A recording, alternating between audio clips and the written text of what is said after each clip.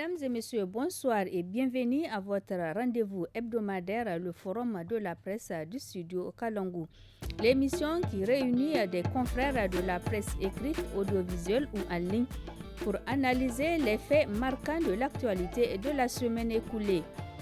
Au menu du forum de la presse de ce soir, d'abord la situation sécuritaire qui prévaut dans la région de Difa, avec l'attaque perpétrée par des groupes terroristes dans le village de Baroua dans la nuit du 24 au 25 août dernier, ayant occasionné la mort de 16 éléments de force de l'ordre et de sécurité.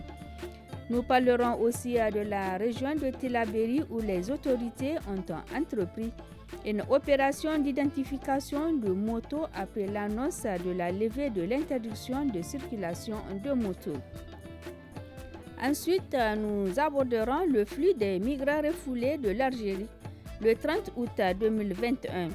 790 personnes sont arrivées à Agadez, composées de plusieurs femmes et enfants.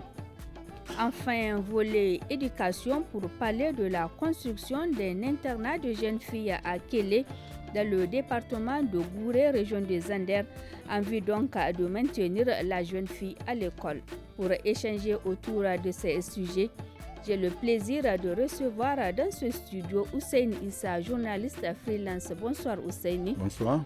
Memouna Diado, journaliste freelance également. Bonsoir Memouna. Bonsoir Fatih. Arimi Abachari, journaliste à la radio alternative. Bonsoir Arimi. Bonsoir Fatih. Je suis Fatih Zakari à la présentation de cette émission.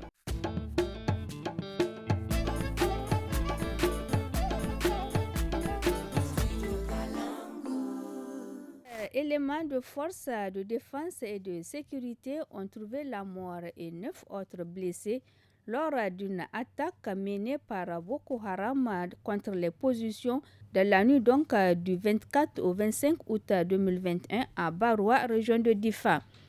Une cinquantaine d'assaillants ont été tués et une importante d'armes et munitions calibre saisie. Je commence par Arimi. Arimi, pensez-vous donc que ces attaques des groupes terroristes peuvent causer des inquiétudes chez les populations qui, comme vous le savez, étaient de retour dans ce village après 6 ans de refuge? Évidemment que oui, ça doit d'ailleurs inquiéter. Parce que là, ils viennent juste de tourner. Et il faut savoir que Baroua, c'est quand même tout un symbole. Parce que c'est le premier village retourné dans la région. Et il fallait bien s'attendre à ce qu'ils viennent défier, et tenter leur chance, je dirais. Et c'est ce qu'ils ont fait. Malheureusement pour eux, ça ne s'est pas bien passé, même s'ils ont causé la mort de 16 vraiment forces de défense et de sécurité. Et donc, moi, je pense que c'était prévisible. Malheureusement, Baroua constitue aussi quand même un verrou situé entre vraiment le lit sur la Komadougou, donc en allant vers les îles du lac Tchad ou à venir vers Difa, ça constitue un verrou. Et la présence de la population a fait que les forces de défense et de sécurité sont aussi là. Et donc, il a fallu vraiment qu'ils viennent essayer tenter leur chance pour voir.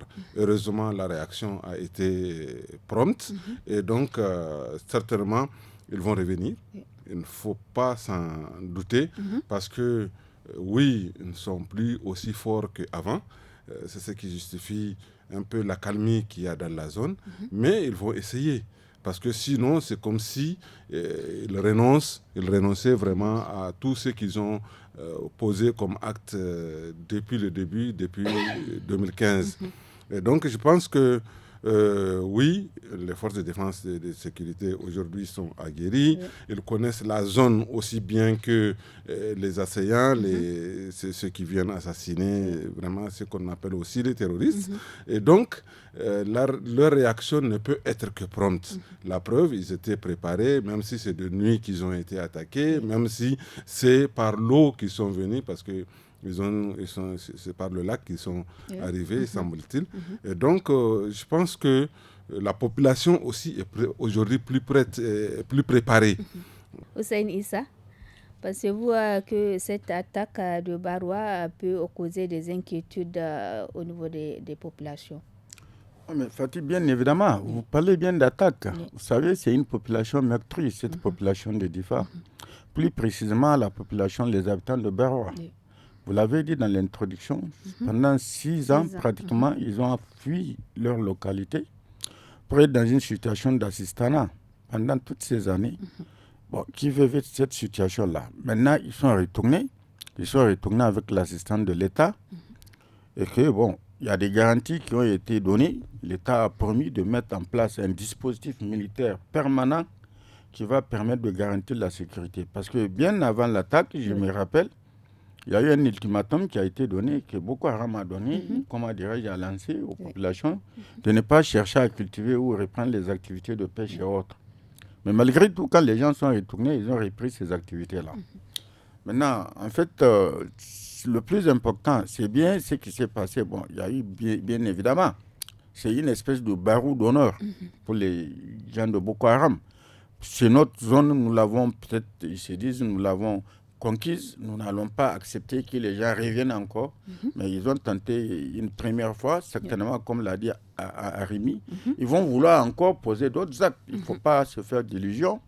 C'est des gens, ils sont affaiblis, mais ils se reconstituent vite. Y compris sur le plan matériel, ils se reconstituent vite.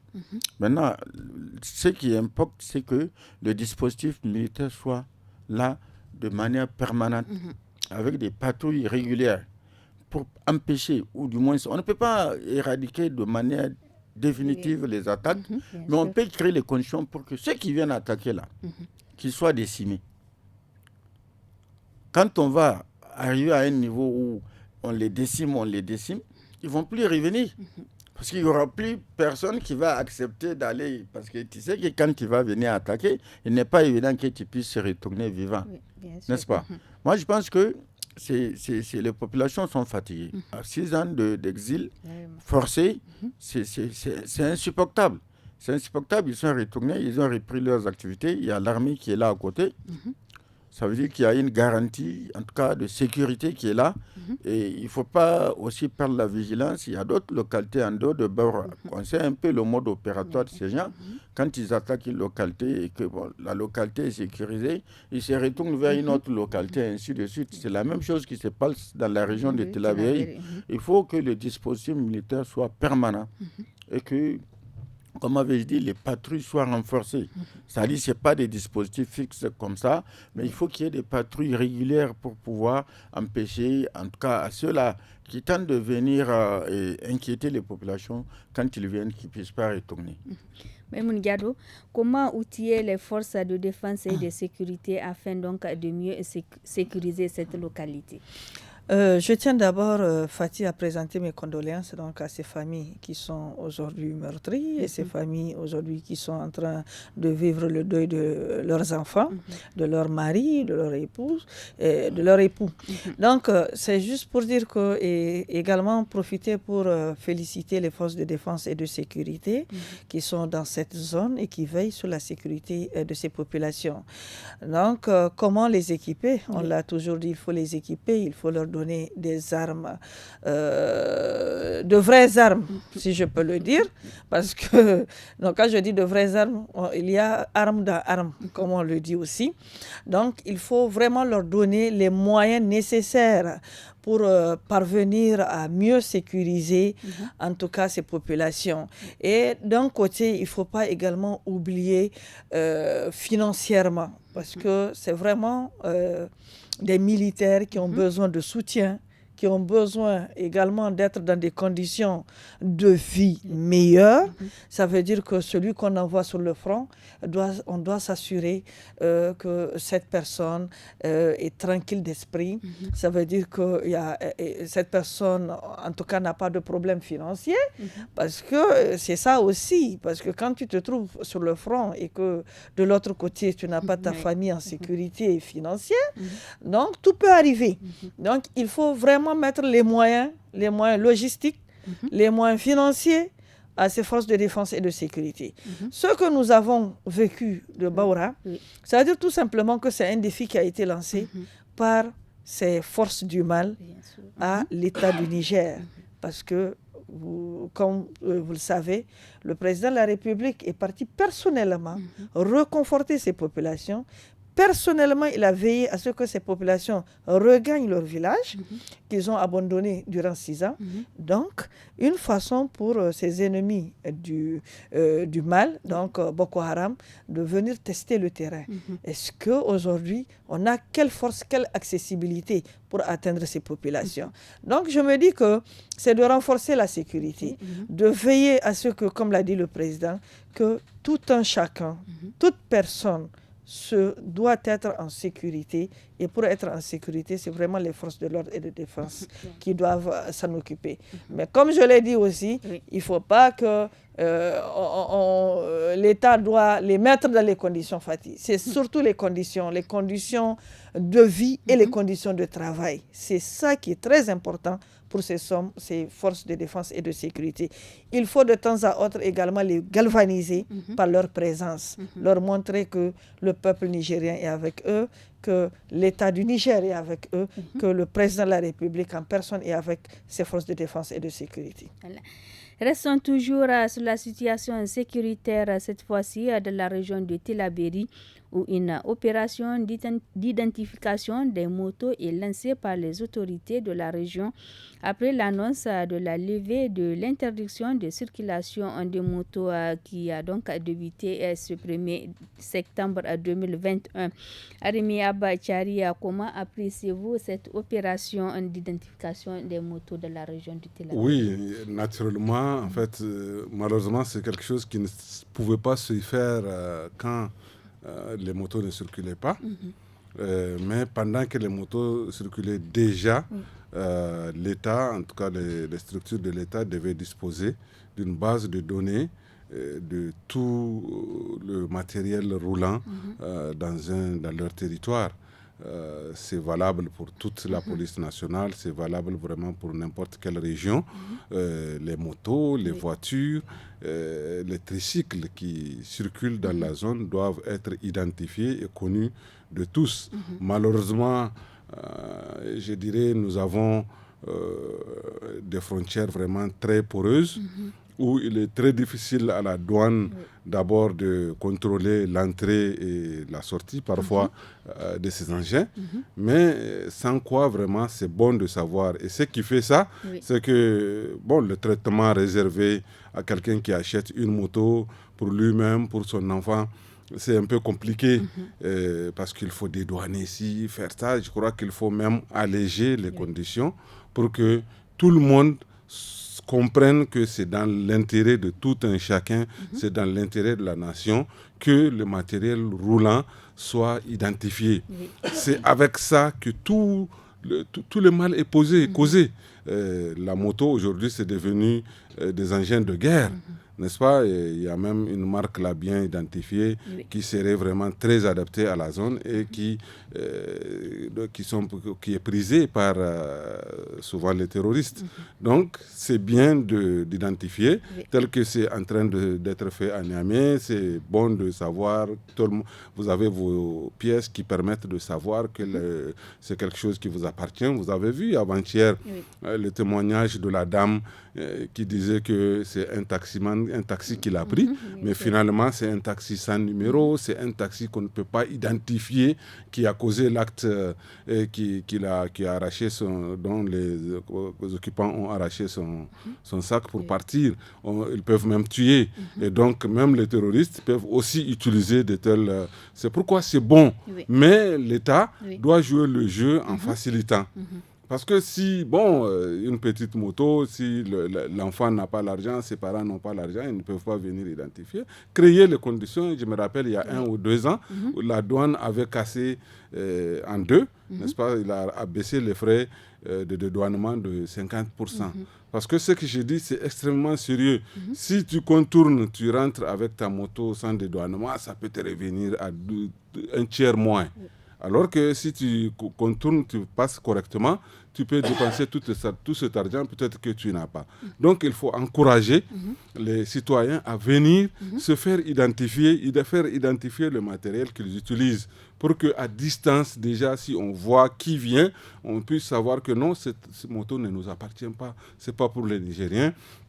En tout cas pour les Nigériens qui sont dans la ville, ainsi de suite, c'est extrêmement bien. Moi, je pense que oui, il faut identifier, surtout après 4 ans, pratiquement même pour Tillabéri, maintenant, de suspension de circulation à moto. C'est une très bonne chose qu'on les identifie, qu'on sache qui utilise quelle moto, et quand c'est volé, qu'on sache que ça a été volé, mais aussi quand c'est utilisé pour poser des actes graves, qu'on sache que c'est la moto d'un tel qui a servi. Voilà. Je pense que c'est une bonne chose. Ousseini, est-ce que, selon vous, cela peut donc éviter les risques qu'il y a autour de la levée de l'interdiction de circulation des motos? Bon, c'est bien, l'identification. Normalement, une moto, quand on l'achète, pas seulement une moto, tout bien qu'on possède, on doit pouvoir, en tout cas justifier que le bien vous appartient. Une moto, c'est un moyen de locomotion. Ici, quand vous achetez une moto, vous êtes obligé quand même de faire l'assurance, de faire, comment dirais-je, la carte grise et tout. C'est comme les véhicules. Bon, bien évidemment, dans les campagnes, dans les zones, les gens, souvent, ils achètent les motos. Il n'y a pas de contraintes comme à Niamey. À Niamey, ou dans les grands centres, c'est qu'il y a la police pour contrôler de temps en temps si vous possédez. C'est une bonne chose. Mais du point de vue de la réduction, pour dire que ça va permettre d'empêcher les attaques, ou du moins de savoir qui... Non, ça va être compliqué. Ça va être compliqué parce que vous savez, on a interdit les motos pendant pratiquement une année, des mois, mais ça n'a pas empêché à ce que les djihadistes viennent en moto, souvent par centaines. Ils rentrent dans un village, ils tuent, et puis ils s'en vont avec les animaux, n'est-ce pas? Mais maintenant, si on identifie même, on sait un peu comment ça fonctionne dans les villages. Dans les villages, quand il y a des mariages d'un village à un autre, c'est à moto que les gens vont. Quand il y a les marchés hebdomadaires, c'est à moto que les gens se déplacent. Il y a les cabos et tout. Mais le problème qui risque de se poser, c'est la confusion. C'est la confusion. Parce que quand bien même la moto est identifiée, ça dit que vous avez été identifié, on vous a décerné un document qui atteste que c'est votre moto, numéro et tout, avec votre photo. Parce que j'ai vu sur les réseaux sociaux, j'ai vu un modèle là, où il y a même la photo du... Mais le problème, c'est qu'en rase campagne, si vous tombez nez à nez avec une patrouille qui voit un lot de motos en train de circuler, est-ce qu'ils vont avoir le réflexe de vouloir les arrêter pour les contrôler ou ils vont les bousiller? Parce que, pour pouvoir contrôler, il faut arrêter les gens. Mais alors, vous prenez le risque. Ça peut être des gens qui sont là et que c'est des kamikazes. Ça va être un dégât. Et c'est ça qui va faire la difficulté. En ville, encore, c'est bien. C'est-à-dire qu'on sait, quand vous circulez en ville, quand vous êtes sur la voie bitumée, pour aller dans un... Mais quand c'est en brousse, là, c'est un peu compliqué. C'est-à-dire, vraiment, il faut craindre des bavures. Il faut craindre des bavures. Ça, il n'y a pas de doute. Il y aura certainement, je ne le souhaite pas, mais il ne faut pas se faire d'illusions. Les gens sont sur les nerfs, en brousse. Ils ne vont pas vouloir attendre. Pour contrôler quelqu'un, il faut l'arrêter, d'abord. Mais est-ce que vous allez prendre le risque là? Voilà. Vous allez prendre le risque de dire, voilà, il y a un des motos qui arrive, que vous allez attendre d'abord une file de motos qui arrive. Alors que, dans les campagnes, c'est comme ça que ça fonctionne. Il y a des risques, c'est une bonne chose. Le fait de reprendre la circulation, d'autoriser la circulation des motos, c'est une bonne chose parce que ça a paupérisé davantage les populations de la région. C'est grâce aux motos que les gens vont dans les marchés, c'est les motos qui servent de moyens pour transporter des malades dans les formations sanitaires. Finalement, la moto dans ces zones-là, c'est le premier moyen de locomotion. C'est le premier moyen, c'est tellement répandu, même dans les campagnes. Mais maintenant, c'est comment parvenir à faire la part de choses. C'est ça la difficulté. Comment faire la part de choses? Parce que les djihadistes, ils sont habillés comme les populations civiles. Voilà. Voilà. Ils n'ont pas de tenue ou de signalisation particulière. Mais tout ça là, il faut le faire. Moi, je pense qu'à partir du moment où la mesure n'a pas pu empêcher les attaques à moto, il faut permettre aux gens de circuler sur leur moto. Maintenant qu'on dise on va identifier, moi je dis bon, ça va peut-être permettre de savoir les motos qui sont en ville, ça appartient à qui. Voilà, ça appartient à qui. Et puis bon, ils payent encore les frais. S'il faut prendre l'assurance et tout et tout. Ça va permettre aux assureurs qui sont implantés là-bas de trouver de l'argent. Ça va permettre à l'État aussi de gagner de l'argent parce qu'il y a la vignette qu'il faut prendre, des choses comme ça. Voilà, avant de donner la parole à Maimouna, nous abordons donc la deuxième partie du forum de la presse. 790 personnes, dont 13 de nationalité étrangère, sont arrivées à Agadez le 30 août, refoulées d'Algérie. Cette vague est constituée de 126 femmes, 664 hommes et 133 mineurs, dont 32 enfants non accompagnés. Mais Mounegado, qu'est-ce qui explique ce refoulement massif des migrants dont la majorité sont nigériens? Fatih, c'est d'abord un sujet vaste. La migration, on a toujours parlé de cette migration d'abord irrégulière, parce que c'est ça, il faut qu'on parle de migration irrégulière ici. Des populations, des Nigériens qui quittent leur localité pour aller dans d'autres pays. D'autres voient que c'est la pauvreté qui les font quitter leur environnement pour aller chercher l'Eldorado, comme ils le disent. Mais en allant chercher l'Eldorado, il faut également essayer de comprendre ces familles qui atterrissent dans les pays maghrébiens, en Algérie, en Arabie Saoudite ou bien en Libye. Qu'est-ce que ces familles vont faire là-bas? C'est mendier, la mendicité. Pour d'autres filles, excusez-moi, c'est la prostitution. Donc, à côté de ça, ils sont en train de ternir l'image du Niger. Parce qu'on ne peut pas comprendre que plus de 700 migrants refoulés et que sur les 700, il n'y a que 13 étrangers parmi les 700. Donc c'est une situation qui doit interpeller l'État, qui doit nous interpeller et qui doit interpeller même également la communauté internationale. Pour qu'ensemble, on puisse véritablement cerner le problème. Voir qu'est-ce qui ne marche pas, qu'est-ce qui ne va pas. Parce que j'ai comme l'impression que quand on prend la situation de Kanché, ou qui avait fait également des morts, où des femmes et des enfants ont été trouvés dans le désert, ça avait interpellé la communauté internationale, ça a interpellé également l'État par rapport à certaines dispositions.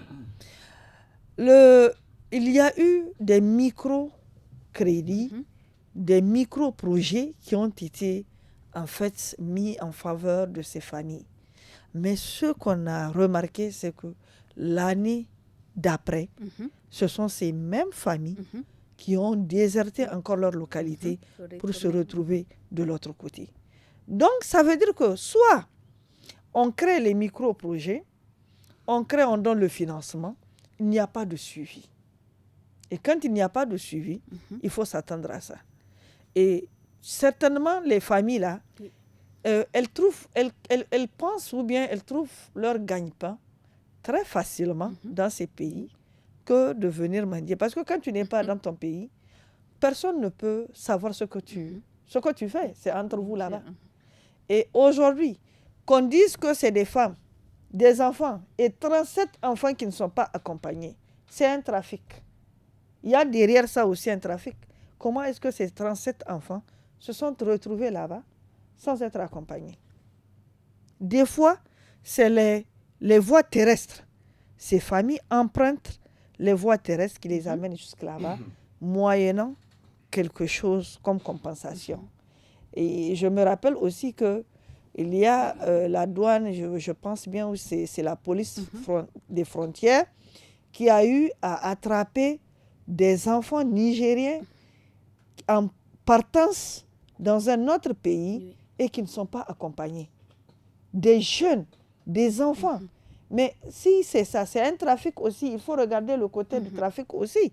Parce que c'est le trafic humain qui se fait aussi. de l'autre côté. Donc ça doit interpeller l'État. Et ça doit également interpeller ceux qui sont en train de le faire. Parce que je ne vois pas l'utilité d'aller dans un autre pays et de se donner à la mendicité, de se donner à la prostitution et également ternir l'image de son propre pays. Il y a des gens, ce n'est pas la pauvreté qui les fait partir, ce n'est pas cette histoire de pauvreté qui les fait partir.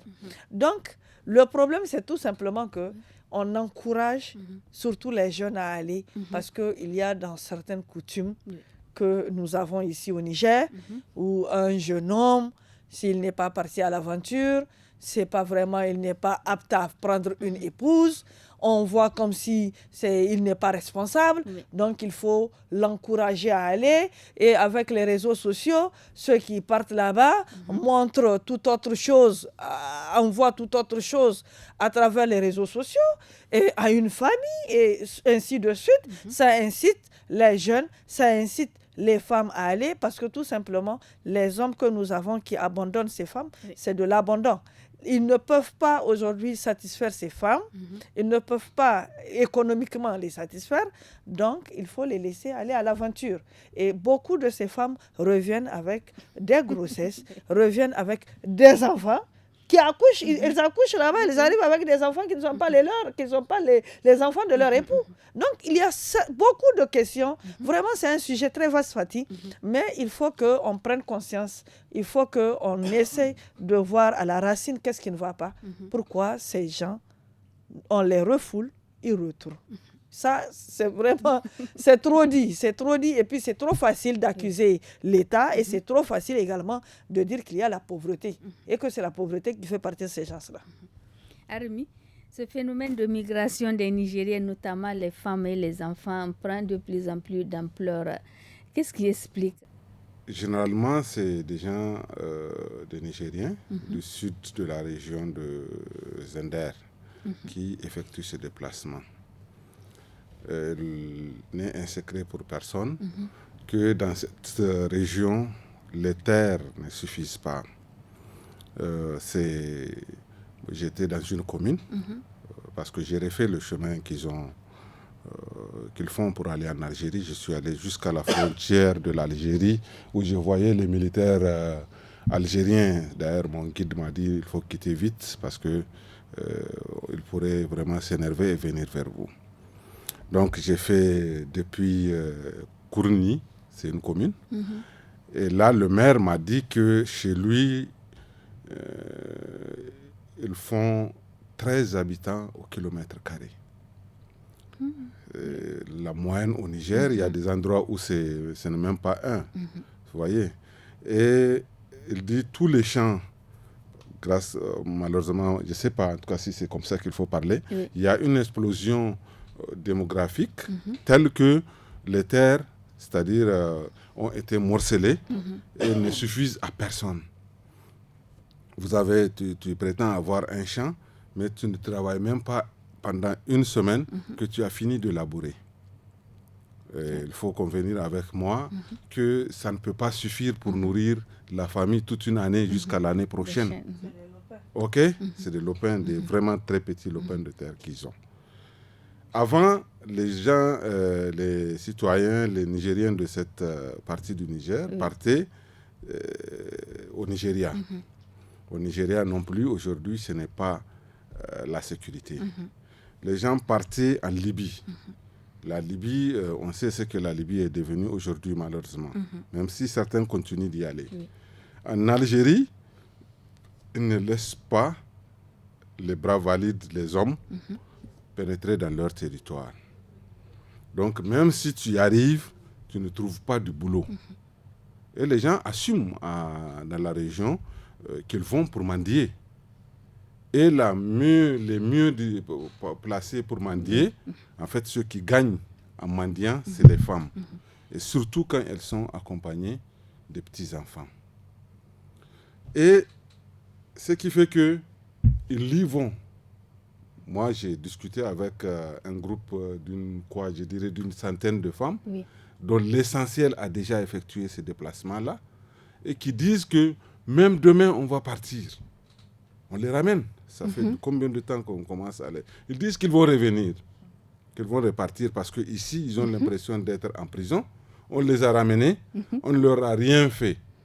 Il y a des ONG qui ont miroité des choses, mais c'est pour combien de personnes? Ce n'est pas des projets de 100 personnes, ce n'est pas des projets de 200 personnes, non. Il faut vraiment que l'État s'implique pour créer les conditions.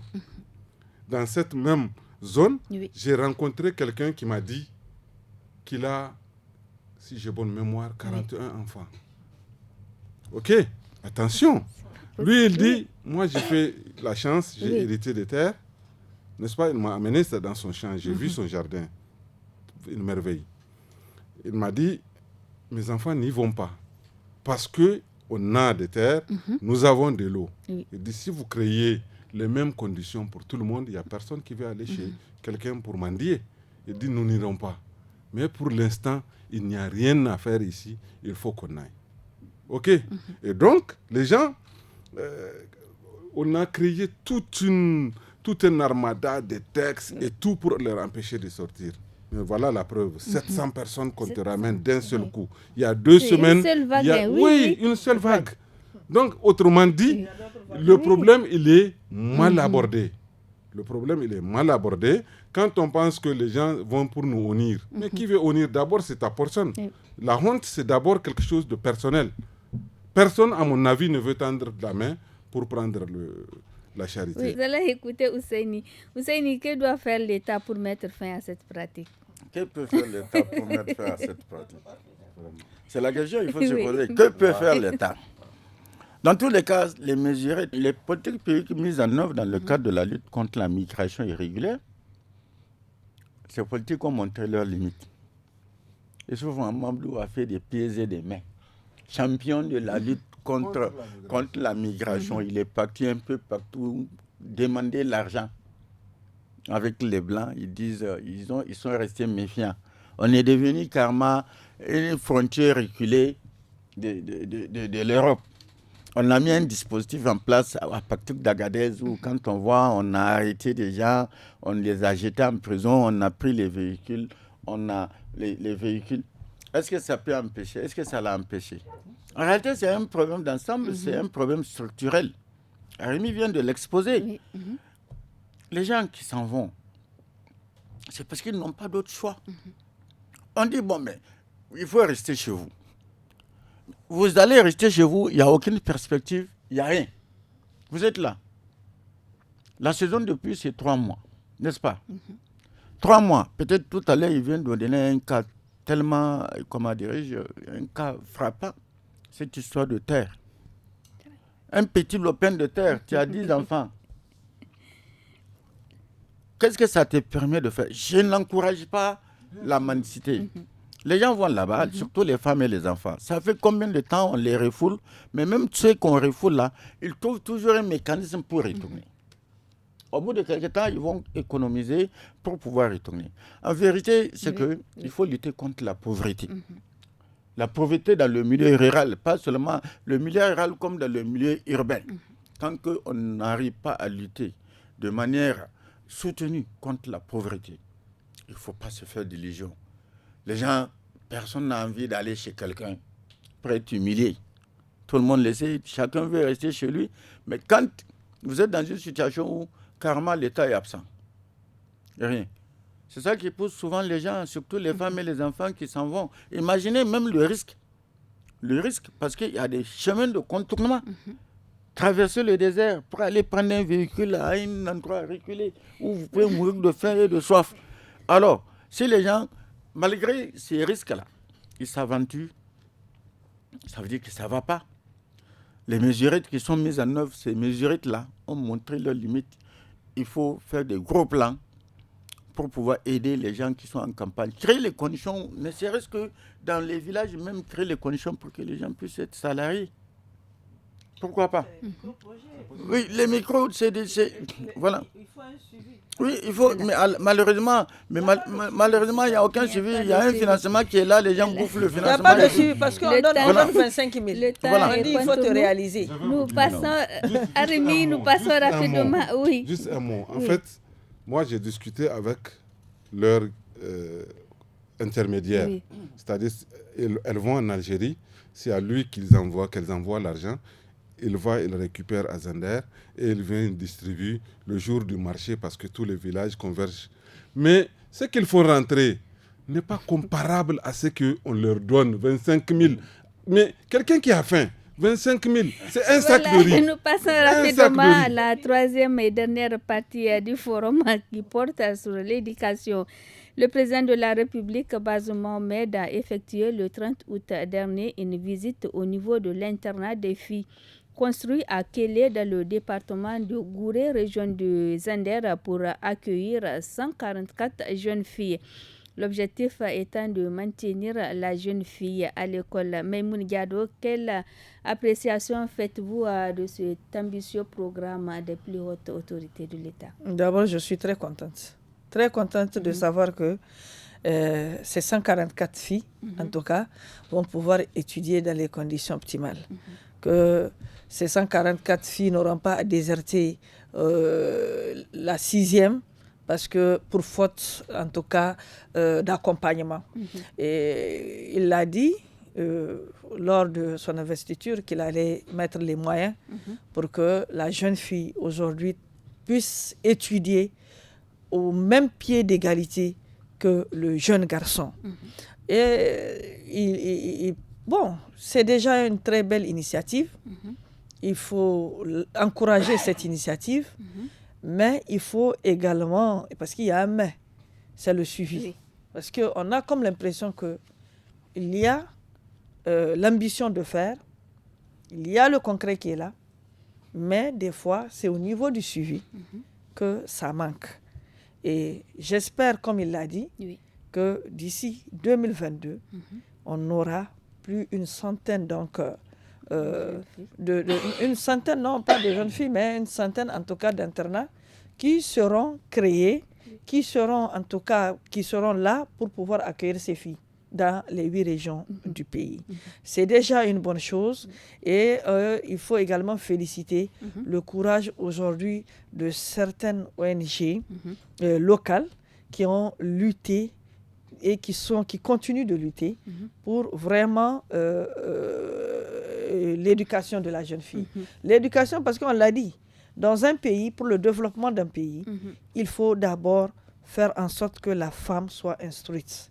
Et aujourd'hui, on ne peut pas rester sans instruire ces jeunes filles parce que ce sont ces jeunes filles qui seront les femmes de demain. Ce sont les pionnières de demain. Donc, pour un bon développement d'un pays, il faut passer par l'éducation. Et l'éducation, ça sera l'éducation de la jeune fille. Voilà.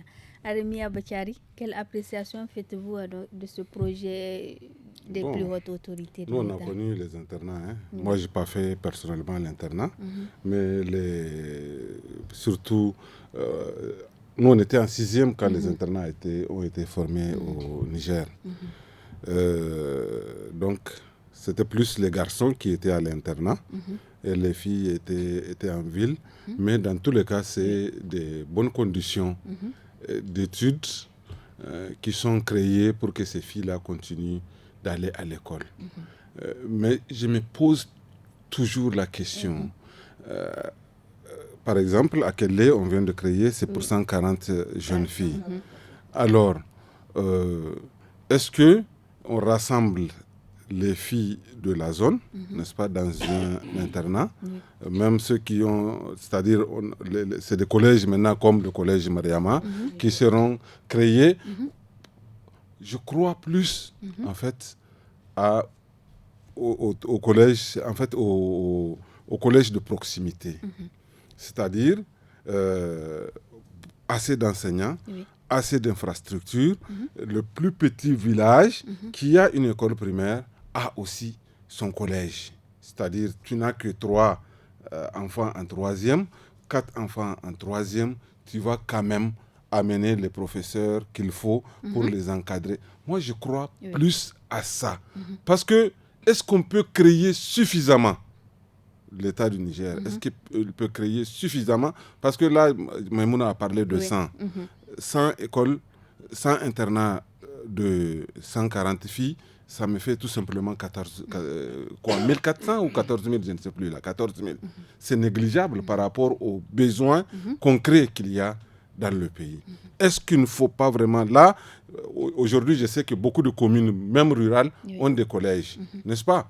Parce que ce qui se pose comme problème pour les jeunes filles, c'est de ne pas avoir de tuteurs. Et même pour les garçons, ça se pose en réalité, de tuteurs chez qui étudier pour atteindre un certain niveau. Après le bac, bon, quand il vient au campus, encore, ça va mieux, et ainsi de suite. Donc, est-ce que ce n'est pas les écoles qu'il faut créer et laisser la jeune fille chez ses parents? Moi, je me pose parce que, oui, c'est bien de faire, par exemple, des localités, c'est très éparse, tu n'as pas dans l'école, tu n'as pas plus de 20 enfants, amener autant de proviseurs ou de professeurs, c'est cher. Mais je crois que c'est bien de pouvoir créer assez d'écoles pour que 1 kilomètre à la ronde, qui est l'école et que les gens restent chez leurs parents pour aller étudier. Parce que sinon, j'ai l'impression que le problème risque d'être entier. Hussein, rapidement, nous sommes presque à la fin. Oui, mais moi, rapidement, je veux dire, moi, je suis un peu pessimiste, quoi. Parce que je me dis, quelque part, j'ai connu un peu le système d'internat. Si Kountia a décidé de fermer les internats, on avait évoqué le problème de grève, ça n'avait pas un lien direct avec... C'était lié aux moyens de fonctionnement. Parce que faire des internats suppose quoi? C'est qu'il faut mettre des lits, il faut mettre des matelas, il faut chaque année la restauration et tout, le savon, tout. Ça, c'est beaucoup d'argent. Ok, on a fait on dit, bon, voilà, comment dirais-je, c'est un test pour voir ce que ça va donner. D'ici quelques années, on va faire. Mais moi, je me dis, quand j'ai vu certains internats, j'ai vu à Bilma, le collège de Bilma, quand j'ai vu ce que les enfants mangeaient au niveau de l'internat, je me suis posé des questions. La qualité de l'alimentation même laisse à désirer. Le tout n'est pas de faire des internats. Parce que bon, c'est quoi l'esprit? On fait des internats pour permettre aux filles de rester à l'école jusqu'à l'âge de 18 ans, n'est-ce pas? C'est ça, non? Pour empêcher les mariages précoces et tout. Mais malheureusement, il faut une sensibilisation soutenue. Et je crois qu'avec l'UNICEF, les chefs traditionnels ont été beaucoup mis en contribution dans le cadre de la sensibilisation. Mais ça ne va pas empêcher que le problème perdure. C'est-à-dire, même quand tu as les internats, moi, je ne me fais pas d'illusions. Et il y a un autre risque. Ok, on va camper les filles dans des machins. Aujourd'hui, avec le système de téléphone portable et tout, on a vu l'école normale de Tillabéri, des gens qui étaient Niamey pour aller passer les week-ends. Voilà. Alors, ça, comment on peut créer les conditions pour que les filles qui vont être internées là soient épargnées mais justement, ça va être compliqué, Maïmouna. Ça va être compliqué parce que déjà l'école même tient sur des béquilles. Je pense, je suis en fait en grande partie très d'accord avec Ousseini, mais moi je pense que ce qui est plus plausible, ce qui est qui pourrait être plus intéressant pour la jeune fille, je crois que c'est l'allocation.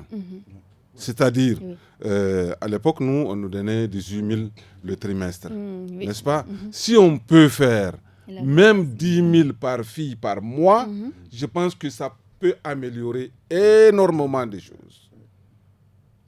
Voilà, maintenant, peut-être que les gens vont se mettre à chercher des filles pour avoir ça, mais vraiment, la fille, elle est à l'école, elle justifie vraiment sa présence, son assiduité à l'école. À la fin du mois, on va lui donner ces 10 000 francs CFA pour acheter du savon, pour acheter vraiment les besoins particuliers que les jeunes filles ont. Je pense que ça peut changer beaucoup de choses que de créer l'internat. Oui, c'est vrai qu'il y a des pratiques à l'internat, elles se tirent vers le haut, chacun veut bien faire, machin, mais aussi, ce sont des solutions, je crois, à envisager. Voilà, merci. Nous sommes au terme du forum de la presse du studio Kalangu. Nous étions en compagnie de Arimi Abakari, journaliste à la radio alternative, Hussein Issa, journaliste freelance, et Maimoune Diado, journaliste freelance également. Merci donc à nos invités d'avoir répondu à notre invitation. La présentation était assurée par Fatih Zakari. La réalisation, Seni Saka, la technique, Mustafa Ayouba. Rendez-vous samedi dès 17h sur nos 46 radios partenaires pour suivre le programme des jeunes avec Actu des jeunes en 5 langues, suivi de tous à la FADA. Et à partir de 18h15 samedi, le forum en Hausa sur la contribution des femmes élues locales à Magaria. Et le dimanche, le forum en Germa sur l'inondation au Niger. Merci. Le programme continue sur le studio Kalongo.